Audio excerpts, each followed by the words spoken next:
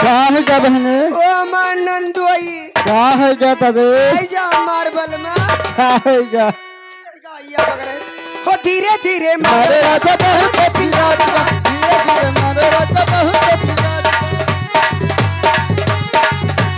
कटिया पे नहीं लोई कोई मटी काटवा कटिया पे नहीं लोई कोई मटी काटवा धीरे धीरे ओ हले हले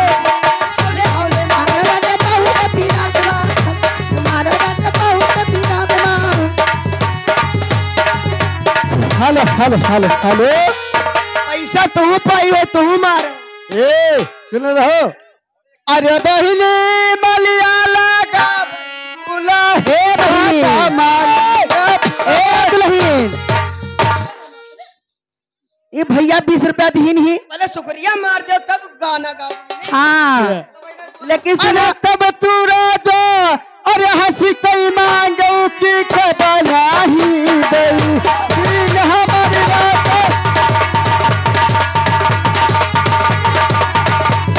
रे कबला ही दई दिन कब तू आया राजा हमरे सकरिया की कबकर बती लई दिल में हरऊ की कबकर बती लई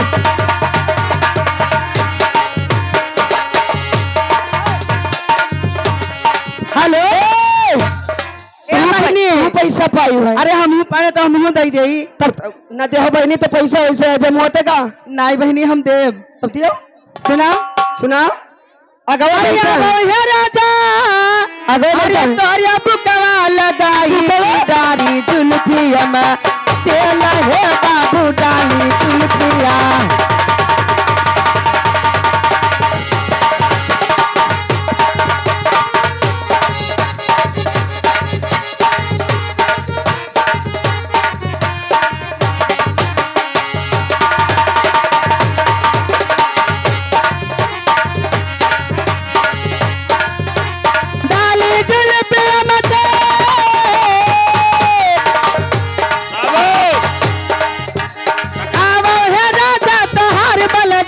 की दुना जंघिया के की कहे बाबू दुना जंघिया के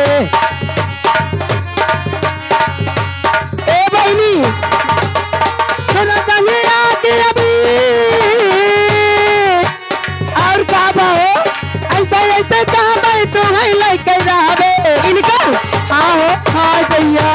ससुर छोड़ी नहीं हरवाना जावे की दुना जंघिया के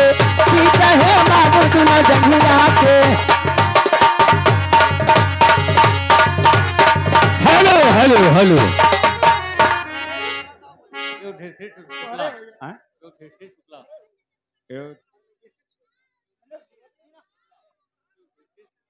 हेलो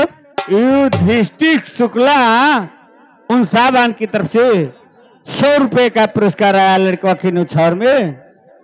हम और हमारी पार्टी की तरफ से कोट सदरवाल लेकिन निम साहब बहिनी आपका क्या ख्याल? सोहर गाँव ए सुनो रहो सुना हो अब अरे बहिनी मलियाला गावे फूल दादा मालिया फुलवा